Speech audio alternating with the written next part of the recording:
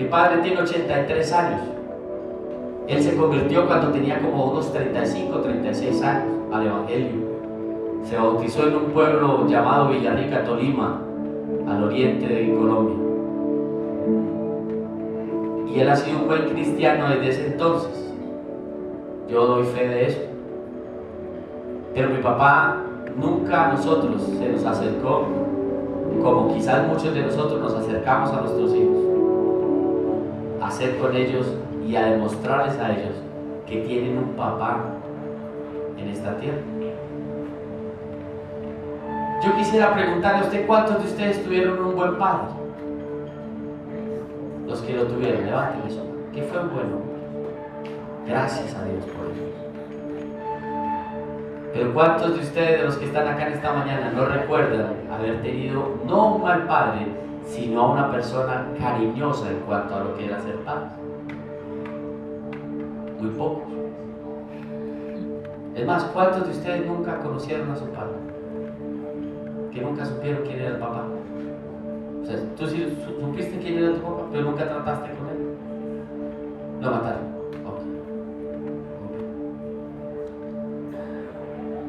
Entonces resulta que cuando nosotros hablamos con una persona que no tuvo un buen padre, o que su padre no fue cariñoso,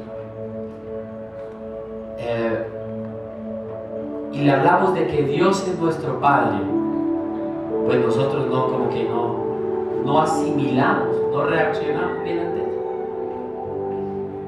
Esta semana salió en las noticias el caso de una mujer que permitió que su hija fuera violada y ultrajada sexualmente por su propio papá. Entonces, ¿cómo una hija asimila que su propio padre, el que la engendró, termina siendo un abusador y una persona que daña?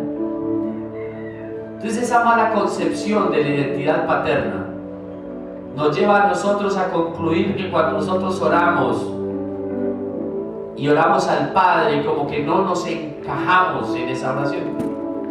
El Señor Jesucristo, cuando oró en Mateo 6, dijo: vosotros pues oraréis así: Padre nuestro que estás en los cielos.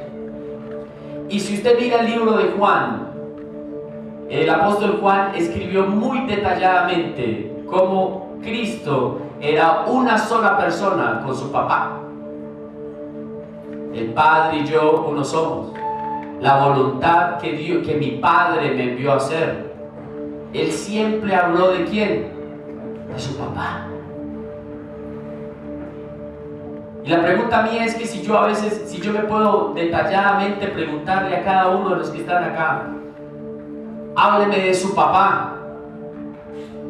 Y la mayoría de esas personas no van a saber qué responder de una forma sabia y correcta de lo que significa la palabra padre.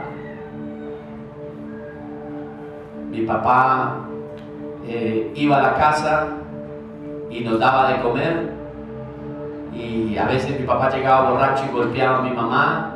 Mi papá me pegó, mi papá me golpeó, mi papá fue un tipo tremendo. Siempre nosotros como seres humanos vemos la figura paterna, la mayoría de las veces vemos una figura paterna muy negativa, y eso no nos permite a nosotros conocer a Dios como lo que Él verdaderamente es.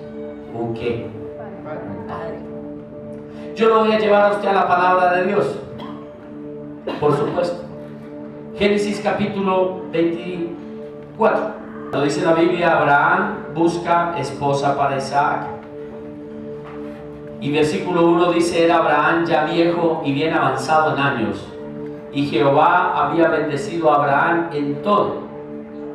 Versículo 2 dice: y dijo Abraham a un criado suyo, el más viejo de su casa, que era el que gobernaba en todo lo que tenía: pon ahora tu mano debajo de mi muslo, y te juramentaré por Jehová, Dios de los cielos y Dios de la tierra, que no tomarás para mi hijo mujer de las hijas de los cananeos, entre los cuales yo habito. Hemos estado estudiando este libro de Génesis, y la Biblia nos lleva al episodio en donde ya Abraham habían pasado muchos años después de la promesa de Dios con respecto a su hijo Abraham. Muere Sara, su hija, que fue su esposa, que fue lo que mi esposa predicó hace 8 días. Y viene el escenario en donde Abraham ya ve que está viejo y él está habitando en la tierra de Canaán, que fue la tierra que Dios le prometió a ellos que les iba a dar por heredad. Pero él, ya viendo que es viejo y su hijo ya está en una edad madura de adulta, llama a su siervo, a Eliezer, y le dice: vamos a hacer usted y yo un juramento. Estudié este texto y resulta que cuando en el pueblo de Israel, o la costumbre de esos tiempos, de esas naciones, era que un pacto que se hacía entre un hombre, ya como el que estaba haciendo Abraham con su criado, era prácticamente Abraham pasándole a Eleazar, a su criado, la responsabilidad que le competía a él como padre. ¿Me entienden? Es lo que nosotros llamamos hoy en día la palabra apadrinamiento. ¿Sí saben cuál es? Este señor Diomedes Díaz cantaba una canción, o Rafael Escalona cantaba una canción, un himno que nosotros cantábamos con Ernesto hace muchos años, que decía: no se preocupe, compadre. Solo lo canté yo. No se preocupe, compadre, que yo le bautizo el pelado. ¿Sí me entienden? Mauricio, toca montar una parranda vallenata entre los tres. Porque hablaban de algo que se llamaba apadrinamiento. ¿Qué significa eso? Que si en mi ausencia él suplía, ¿qué? La paternidad. Y terminaba siendo, ¿qué? El padrino. Y nosotros dos, los dos padres, el padre del hijo y el otro, terminábamos siendo, ¿qué? No, señor, guadijaos, compadre. Está diciendo: no se preocupe, compadre. ¿Qué quiere decir compadre? Uno igual al otro.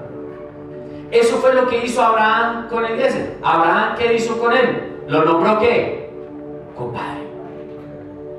Y resulta que este hombre, por ser el padrino de Isaac, estaba en la responsabilidad de cumplir el juramento que Abraham había hecho con él.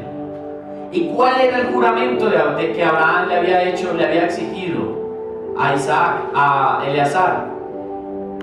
Que él no le permitiría a su hijo tomar de las hijas de los ¿qué? De los cananeos. Tomar mujer de las hijas de los cananeos. ¿Por qué? Porque en la tierra donde Abraham habitaba, todavía el pueblo de Israel no la había tomado en posesión. Y entonces Abraham miraba que las muchachas de allá eran, como decimos hoy en día, brinconas. ¿Sí me entienden?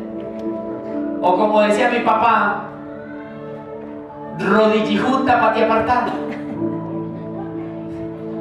Eso decía mi padre. Esa muchachita rodillijunta y para ti apartada. ¿Qué se va a fijar usted en ella? ¿Sí me entienden? Las mujeres cananeas eran así. Entonces Abraham dijo: usted tiene que prometerme, como la Biblia dice en el versículo 1, era ya Abraham de una avanzada edad. Quería decir que a cualquier momento Abraham iba ¿a qué? A morir. Entonces él dijo: si yo no alcanzo a ver a mi hijo casado, tengo que buscar a alguien que se comprometa conmigo que mi hijo nunca se va a casar. ¿Con quién? Con una impía, con una mujer pecaminosa. Porque Dios le había prometido a Abraham que le iba a dar la tierra. ¿Por qué? Por heredad. Y que su familia iba a poseer esa tierra para siempre. Entonces este padre, Eleazar, porque se convirtió en el padre de Abraham, en el padre de Isaac para esta misión, tomó la posición de padre y se preocupó por la vida espiritual de sus hijos. Él dijo, mi descendencia no se va a contaminar con la descendencia de los impíos.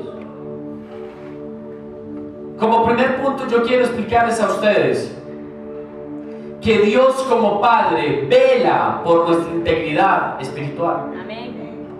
Que el Padre que nosotros tenemos se preocupa por nuestra integridad.